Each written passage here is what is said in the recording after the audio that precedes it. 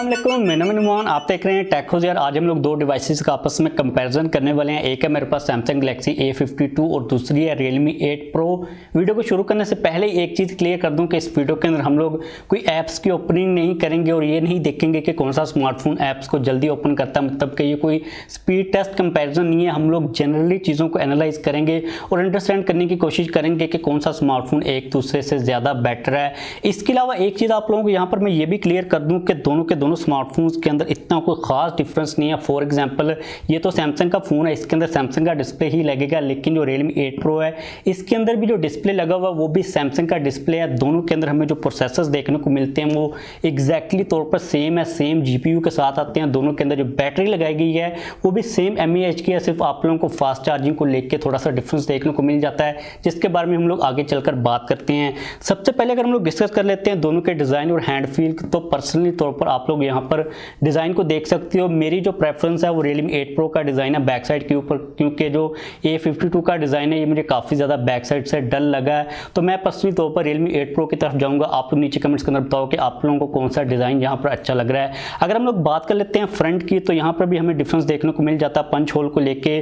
Samsung A52 के अंदर centred punch hole है, जबकि Realme 8 Pro के अंदर टॉप लेफ्ट कॉर्नर के अंदर लगा हुआ है। यहाँ पर मैं सैमसंग की तरफ जाऊँगा क्योंकि जो सेंटर्ड पंच होल है ये मुझे पर्सनली तौर पर ज़्यादा पसंद है और ये सैमसंग के फ्लैगशिप फोन्स के अंदर भी आता है। तो ये आप लोगों की जो पर्सनल प्रेफरेंस हो सकती है, आप लोग किसी को भी चूज़ कर सकते हो। लेकिन अगर हम बात करते हैं दोनों स्मार्टफोन्स की हैंड फील की, तो Realme 8 Pro की जो हैंड फील है इससे काफ़ी ज़्यादा बेटर है। एक तो इसका वेट कम है, इसकी थिकनेस कम है, और ये जो A52 है ये काफ़ी बॉक्सी टाइप का फ़ोन है। तो मेरी जो प्रेफरेंस है वो Realme 8 Pro ये हैंड फील को लेके, क्योंकि इसके अंदर हमें जो वेट मिल रहा है वो 176 ग्राम का और इसके अंदर 189 ग्राम का आपको वेट मिलता है। तो हैंड फील के मामले के अंदर Realme 8 Pro is the clear winner. इसके बाद अगर हम लोग आते हैं मेन चीज़ों के ऊपर, सबसे पहले बात कर लेते हैं दोनों के डिस्प्लेज की, क्योंकि दोनों के अंदर सैमसंग के डिस्प्लेज ही लगे हुए हैं। लेकिन जो ये वाला डिस्प्ले है A52 का, इसके अंदर आप लोगों को 90 हर्ट्ज का रिफ्रेश रेट मिल जाता है। Realme 8 Pro का जो डिस्प्ले है ये 60 हर्ट्ज के रिफ्रेश रेट के साथ आता है, जो कि एक प्लस पॉइंट है। लेकिन ये जो प्लस पॉइंट है ये कोई इतना खास बड़ा डिसाइडिंग फैक्टर नहीं है कि आप लोग 60 वर्सेस 90 हर्ट्ज के रिफ्रेश रेट की बेस के ऊपर किसी भी फ़ोन की तरफ चले जाओ।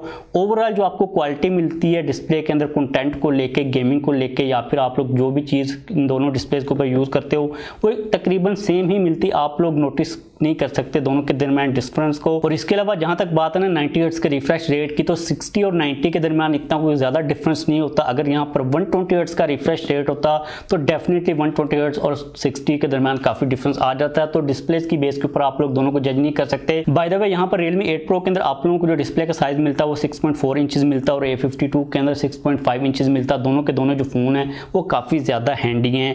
इसके बाद अगर हम लोग बात कर लेते हैं प्रोसेसर्स की, तो दोनों के अंदर क्योंकि सेम प्रोसेसर लगे में स्नैपड्रैगन 720G, इसलिए दोनों की परफॉर्मेंस के अंदर आप लोगों को कोई भी डिफरेंस देखने को नहीं मिलेगा। इसके अलावा दोनों के अंदर जो GPUs लगे हुए हैं वो भी सेम है, जो कि Adreno 618 के GPUs हैं। 8GB की रैम दोनों के अंदर आप लोगों को मिल जाती है। तो परफॉर्मेंस के मामले के अंदर, PUBG के मामले के अंदर आपको सेम परफॉर्मेंस मिलेगी। PUBG आप लोग दोनों के अंदर HD ग्राफिक्स के साथ हाई फ्रेम रेट के ऊपर प्ले कर सकते हो। तो जहाँ तक बात है ना परफॉर्मेंस की, तो परफॉर्मेंस को आप लोग अपने माइंड के अंदर ना इतना लेके आए कि किसके अंदर में कितनी ज़्यादा अच्छी परफॉर्मेंस मिलेगी। दोनों के दोनों स्मार्टफोन्स आप लोगों को सेम परफॉर्मेंस ही प्रोवाइड कर रहे होते हैं। डेली लाइफ के अंदर जो ऐप्स की यूजेज है या फिर गेमिंग है या फिर मल्टीमीडिया वगैरह वो अच्छी तरह हैंडल कर लेते हैं। इसके बाद अगर हम आते हैं कैमरास के ऊपर, अब कैमरास के बारे में बात करने से पहले एक चीज़ आप लोगों को मैं बता दूं। अब इसके अंदर 64 मेगापिक्सल का बैक साइड के ऊपर मेन सेंसर है, इसके अंदर 108 मेगापिक्सल का है। जाहिर सी बात है कि कोई भी बुरा सेंसर नहीं है, लेकिन एक चीज़ ये है कि किस तरह कोई भी ब्रांड कैमरास के अंदर ऑप्टिमाइजेशन को करती है, किस फ़ोन के अंदर आप लोगों को किस किस्म की जो इमेज प्रोसेसिंग है ये मिलती है। कुछ जो स्मार्टफोन के कैमराज होते हैं वो ज़्यादा सैचुरेटेड होते हैं, कुछ के अंदर आप लोगों को नॉर्मल नेचुरल टाइप की लुक देखने को मिल जाती है। मतलब कि जो कैमरा की AI है ये हर स्मार्टफोन के अंदर डिफरेंट हो रही होती है। कुछ लोगों को ज़्यादा शौक कलर पसंद आते हैं, कुछ लोगों को कुछ रार टाइप के जो कलर होते हैं वो पसंद आते हैं। तो आप लोग इस चीज़ को अपने माइंड के अंदर लाजमी तौर पर रखिएगा। बात करते हैं मेन सेंसर्स की 64 मेगापिक्सल वर्सेस 108 मेगापिक्सल। अगर तो आप लोग दोनों के अंदर डायनामिक रेंज को देखते हो, ओवरऑल क्वालिटी को देखते हो, तो आप लोगों को कोई भी इतना खास डिफरेंस देखने को नहीं मिलता। अगर आप लोग पिक्चर्स को जूम करते हो, आप लोगों ने अगर 108 मेगापिक्सल को टेस्ट करना है तो डेफिनेटली 64 मेगापिक्सल वर्सेस 108 मेगापिक्सल, यहाँ पर आपको ज़्यादा डिटेल मिल जाती है। लेकिन अगर आप लोग एवरेज पिक्चर्स को नॉर्मल कंडीशन के अंदर टेस्ट करते हो तो इतना कोई खास डिफरेंस नहीं है। लेकिन जो सैमसंग की पिक्चर्स होती हैं वो ज़्यादा थोड़ी सी सैचुरेटेड होती हैं। सैमसंग इसी तरह प्रोसेस करता है अपनी इमेजेस को, और यहाँ पर जो रियलमी की पिक्चर्स होती हैं वो आपको थोड़ी सी रा टाइप की, उनके अंदर कलर्स कम मिलते हैं और आप लोग उनको बाद में एडिट कर सकते हो, क्योंकि 108 मेगापिक्सल की जो पिक्चर होती है काफ़ी इनफ डिटेल होती है। तो दोनों के जो मेन सेंसर्स हैं वो काफ़ी डिसेंटली परफॉर्म करते हैं, और जो दोनों के मेन सेंसर्स की क्वालिटी है उनकी बेस के ऊपर भी आप लोग किसी भी स्मार्टफोन को जज नहीं कर सकते। मतलब कि इसके अंदर 64 है तो इसका मतलब ये नहीं है कि ये बुरा है। जो कलर ट्यूनिंग होती है पिक्चर्स की वो थोड़ी सी डिफरेंट होती है। अब मैं इन डिटेल डेप्थ के अंदर इसलिए नहीं जा रहा क्योंकि मुझे पता है कि जब मैं आप लोगों को इन डेप्थ लेके जाऊंगा, अगर आप लोग इसको इतना जूम करते हो, इस स्लाइड के अंदर आते हो, इस स्लाइड के अंदर आते हो, तो वहाँ पर जो चीज़ें वो कम्प्लेक्स हो जाती हैं। मुझे भी पता है कि आप लोगों को किसी किस्म की कोई भी समझ तो आएगी नहीं। तो दोनों के दोनों जो मेन सेंसर्स हैं वो काफ़ी एट इट्स ओन अच्छी तरह परफॉर्म करते हैं। मतलब कि कोई इतना ज़्यादा वाज़ेह डिफरेंस नहीं है कि आप लोग उनकी बेस के ऊपर किसी भी स्मार्टफोन की तरफ जा सको। इसके बाद अगर हम लोग बात कर लेते हैं अल्ट्रा वाइड सेंसर की, तो Realme 8 Pro के अंदर आप लोगों को 8 मेगापिक्सल का अल्ट्रा वाइड सेंसर मिलता है। सैमसंग A52 के अंदर आप लोगों को 12 मेगापिक्सल का अल्ट्रा वाइड सेंसर मिलता है। यहाँ पर जो डिफरेंस है वो थोड़ा सा आता है क्वालिटी के अंदर, लेकिन इतना कोई ज़्यादा ह्यूज डिफरेंस नहीं आता। दोनों के अंदर जो कलर शिफ्ट है और जो डिस्टोर्शन अल्ट्रा वाइड के अंदर आप लोगों को देखने को नहीं मिलती। आप लोग दोनों के यहाँ पर सैंपल्स को देख सकते हो। अगेन यहाँ पर भी जो क्वालिटी है उसके अंदर इतना कोई खास डिफरेंस नहीं है। आप लोगों को जो डिफरेंस नजर आ रहा होगा वो कलर्स को लेके ही नजर आ रहा होगा। इसके बाद जो दूसरे सेंसर्स हैं दोनों के अंदर छोटे छोटे, उनके ऊपर हम लोग इतनी ज़्यादा बात नहीं करेंगे मैक्रो डेप्थ सेंसर्स की, क्योंकि वो अच्छी लाइट के अंदर अच्छी तरह परफॉर्म कर रहे होते हैं। इसके अंदर आप लोगों को 2-2 मेगापिक्सल के मैक्रो डेप्थ सेंसर मिलते हैं और इसके अंदर आप लोगों को 5-5 मेगापिक्सल के मिल जाते हैं। तो मे भी जो A52 है थोड़ा सा आप लोगों को अच्छा बेटर परफॉर्म करता हुआ नजर आ जाए।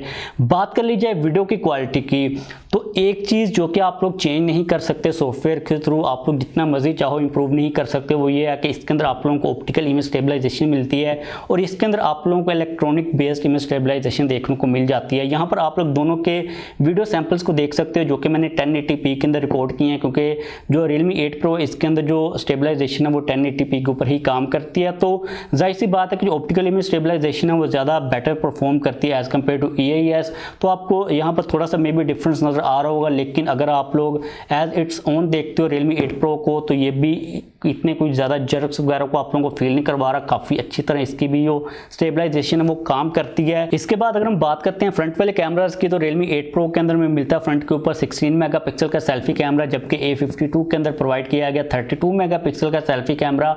आप लोग यहाँ पर सैंपल्स को देख सकते हो। Realme 8 Pro की जो पिक्चर्स हैं वो थोड़ी सी सॉफ्ट निकल के आती हैं, थोड़ी सी ब्यूटिफिकेशन आप लोगों को मिल जाती है, जबकि जो A52 की पिक्चर्स हैं उनके अंदर आप लोगों को कंट्रास्ट मिल जाता है, वो थोड़ी सी नेचुरल होती हैं। अब फ्रंट वाले भी इनके जो कैमराज हैं वो डिफरेंट लाइट के अंदर डिफरेंटली परफॉर्म कर रहे होते हैं। आप लोगों की अब पर्सनल प्रेफरेंस है कि आप लोगों ने ज़्यादा ब्यूटिफिकेशन की तरफ जाना, सॉफ्ट स्किन की तरफ जाना, या फिर आप लोगों को जो कंट्रास्ट है वो चाहिए। पर्सनली तौर पर मुझे नेचुरल टाइप की जो कंट्रास्टी पिक्चर्स होती हैं वो ज़्यादा पसंद आती हैं।